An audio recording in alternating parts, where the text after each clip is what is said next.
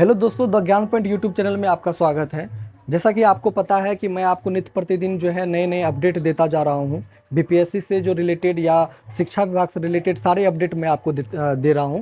लेकिन सब ये अभी सबसे बड़ा अपडेट ये क्या है, एक ब्रेकिंग न्यूज़ है कि बिहार शिक्षा योग्यता को बड़ा झटका लगेगा। यानी जो बिहार में शिक्षक योग्यता रखता है उसको बड़ा झटका लगेगा। कैसे लगेगा वो आप ये जान लीजिए। क्योंकि जो व्यक्ति जो टेक्निकल डिग्री लिया हुआ है, क्योंकि हमारे बहुत से ऐसे भाई हैं जो कि बाहर से, पंजाब से, दिल्ली से, हरियाणा से, बहुत जगहों से उन्होंने वो क्या कर किए हुए हैं, वो बीटेक किए हुए हैं, बीसीए किए हुए हैं, एमटेक किए हुए हैं, एमसीए किए हुए हैं, एमबीए किए हुए हैं, बीबीए किए हुए हैं। अब पता है इन सबको सरकार ने कहीं ना कहीं झटका दे दिया।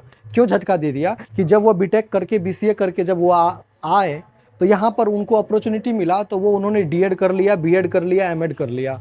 तो अब ये उनके लिए, उनको तो पहले पता नहीं था, उनको तो ये समझ में एक्चुअली ये ग्रेजुएशन है तो ग्रेजुएशन तो मैंने किया, अब उसके अनुसार से मैं बीएड कर रहा हूँ। उनका इंटरेस्ट जो है शिक्षा विभाग में जगा तो शिक्षा विभाग में उन्होंने किया। लेकिन अब उनको रोना पड़ सकता है क्योंकि अब बिहार सरकार आपके विरुद्ध है।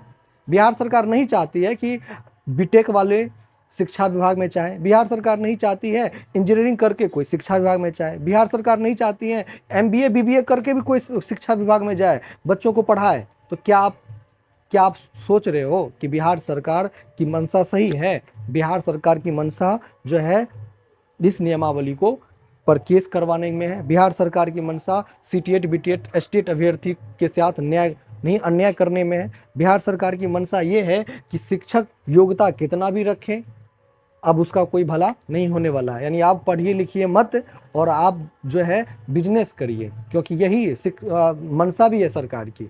तो क्या आप इस मंशा से सहमत हैं? आप नहीं चाहते हैं आवाज़ बुलंद हो, हम चाहते हैं कि हमारी ये आवाज़ जो है बुलंद हो। ये जो वीडियो मैं आपको बना रहा हूँ ये सरकार के आला अधिकारी के पास जाता है। बहुत सारे हमारे यूट्यूबर भाई ये बनाते हैं वीडियो, ताकि ये समझ में आ रहा है कि चूंकि यूट्यूब पर जितना गैदर होगा, जितना गैदर होगा, जितना इकट्ठा होगा वीडियो, सरकार को समझ में आएगा कि नहीं लोग जग गया। और जब तक लोग जगेगा नहीं तब तक जो है सरकार न्याय करने वाले नहीं है। सरकार सोचती है कि कितनी बड़ी मात्रा में बीटेक वाले होंगे, 20,000 25,000 होंगे, ये सब क्या कर लेंगे। ये सब कुछ कर नहीं सकते, बल्कि आपको कहीं ना कहीं चोटिल कर सकते हैं। आप इस बात को समझिए। जो अपनी क्षमता के अनुसार अपनी योग्यता रखता है, आप कैसे बीटेक वाले को आप बोलोगे कि आप ये उसके लायक नहीं है? तो डिग्रीधारी को आप चाहते हो कि 1 to 5 का टीचर ना बने, डिग्रीधारियों को आप चाहते हो 6 to 8 का टीचर नहीं बने। क्यों? क्या उसमें कैपेबिलिटी नहीं है? एबिलिटी है, वो टीचर ट्रेनिंग किया हुआ है। जब वो सारा ट्रेनिंग किया हुआ है तो उनकी योग्यता के हिसाब से क्यों आप नकार रहे हो? तो ये कहीं ना कहीं की समझ। अब देख रहे हो कि शिक्षक बहाली की नई नियमावली को लेकर पहले से ही नियोजित शिक्षक, माध्यमिक शिक्षक संघ और 7वें चरण के शिक्षक अभ्यर्थी लगातार विरोध कर रहे हैं और वो परेशान है, सड़कों पे लाठी खा रहे हैं। इससे हाल फिलहाल में आपने वीडियो देखा होगा कि किस तरह से वो तिरंगा लिए हुए एक व्यक्ति जो है वो लाठी खा रहे हैं, वो चोटिल हो गए हैं। अब लेकिन वो सरकार को नज़र नहीं आ रही है। बस ये थोड़ी देर ये थोड़ी देर का कितना दिन चलेगा? 4 साल से बेहद इंतजार कर रहे हैं। अब इस बहाली नियमावली में शिक्षा विभाग ने नया फरमान जारी कर दिया। तो नया फरमान ये है कि जिसमें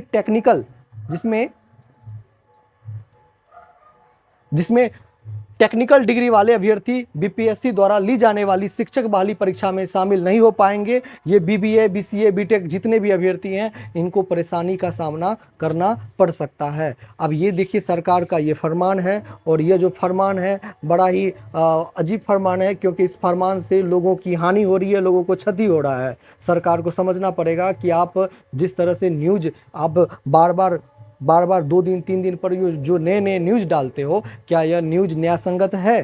क्या यह न्यूज़ जो टेक्निकल डिग्रीधारी है उनके लिए है? क्या जो आपके जो न्यूज़ जो है, आपके जो अंदर शिक्षा विभाग से जो खबरें आती हैं, वो क्या ये नियोजित शिक्षक के हित में है? नहीं, नियोजित शिक्षक के हित में कुछ भी नहीं आप कर रहे हो। सीटेट बीटेट अभ्यर्थी के हित में कुछ भी नहीं आप कर रहे हो। आप ये भी नहीं क्लियर कर रहे हो कि सिलेबस क्या होगा। आप ये भी नहीं क्लियर कर रहे हो कि बच्चा पढ़े तो पढ़े क्या सही रूप से। अभी भी आपके पास मंथन जारी है कि सिलेबस का जो हिस्सा होगा, मैथ कितना होगा, साइंस कितना होगा, ज्योग्राफी कितना होगा, हिस्ट्री कितना होगा, पॉलिटिकल साइंस कितना होगा, कुछ भी नहीं आप क्लियर कर रहे हो। लोग क्या पढ़ेगा?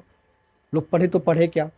क्या आप सोच लीजिए कि आप बीपीएससी का आप तैयारी करेगा कि 69वीं बीपीएससी का तैयारी आप करवा रहे हो? लोग सभी जो लगे हुए हैं 69वीं बीपीएससी की तैयारी करने में, लोग सोच रहा है कि ये कहीं ना कहीं एसडीओ का एग्जाम, एसडीएम का एग्जाम, डीएसपी का एग्जाम तो नहीं है।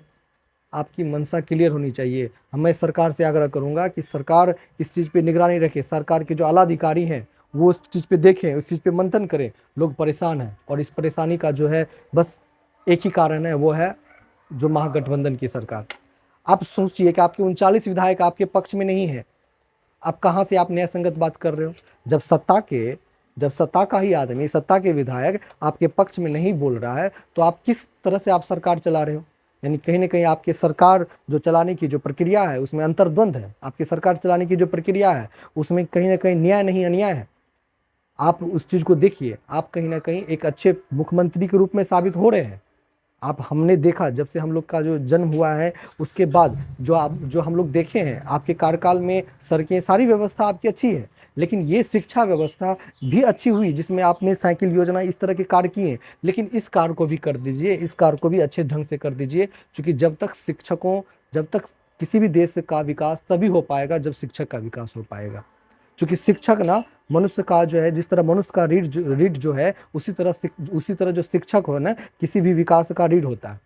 आप डेवलपमेंट की बात करते हो तो डेवलपमेंट कब करते हो? आप अब ना उसमें आपका जो बजट है उस बजट को आप बढ़ाइए। शिक्षा बजट को आपको बढ़ाना पड़ेगा, आप उनको सैलरी अच्छी देनी पड़ेगी। आप देख लीजिए जहाँ की सरकार, यानी शिक्षा होने से सरकार है, सरकार होने से शिक्षा नहीं है। तो शिक्षा को आपको बढ़ाना पड़ेगा। जिस देश में शिक्षा नहीं है उस देश में सारे डेवलपमेंट तो है, लेकिन उस देश में ना जो है गतिरोध काफ़ी ज़्यादा उत्पन्न है। उस देश में कहीं ना कहीं जो लोगों का जो क्षमता है वो कम है, क्योंकि आप शिक्षा नहीं दे रहे हो, बच्चों को शिक्षित नहीं करोगे। बच्चों में जो शिक्षा की जो ज्वाला जो है वो शिक्षक नहीं लगाएगा तो क्या नेता लगाएगा? शिक्षक का काम देश का निर्माण करना है, विकास में योगदान देना है, उसको आप समझिए। और जब तक आप नहीं समझोगे तब तक आप कुछ नहीं कर सकते हो। बिहार वैसे भी पिछड़ा राज्य है और पिछड़ा रहेगा। इस राज्य का कौन भला करेगा? ये केंद्र पे आश्रित मत रहिए कि केंद्र करेगा, नहीं, आपको करना पड़ेगा। क्योंकि आप जो है एक विवेकशील व्यक्ति हो, आप जो है आप में वो क्षमता है। हमने देखा बहुत सारे सीएम को देखा, लेकिन आप एक अच्छे सीएम के रूप में हो। लेकिन अच्छे सीएम के रूप में सिर्फ 2-4 कामों से आप अच्छे सीएम के रूप में नहीं हो सकते ना। आपके जो काम जो बोलना चाहिए वो काम जो धरातल पे दिखना चाहिए। अगर किसी का थाली से भोजन, दाल गायब कर दो, चावल गायब कर दो, चलेगा, लेकिन अगर उसके जीवन से शिक्षा गायब कर दीजिएगा तो वो नहीं चलेगा। तो आप कहीं ना कहीं जो भी बच्चे अभी अब बहुत सारे स्कूल में जो है टीचरों की कमी है, तो आप क्या कर रहे हो? आप उसके जीवन से ना शिक्षा गायब कर रहे हो। इस चीज़ को समझिए। और मैं भी निवेदन करूंगा जितने भी दोस्त भाई सब हैं वो चैनल को सब्सक्राइब करिए। मैं बिल्कुल अभी जो नए रूप से मैं आपको बता रहा हूँ, मुझे सब्सक्राइब करिए, हमारी आवाज़ को बुलंद करिए और इसको शेयर करने का काम करिए। क्योंकि ताकि मैं मोटिव हूँ और मैं आपको जो है नित्य प्रतिदिन नए वीडियो आपको दूँ और कहीं ना कहीं आपका भी हौसला बुलंद करें और सरकार को हमारा जो मैसेज जो है वो जाए। धन्यवाद।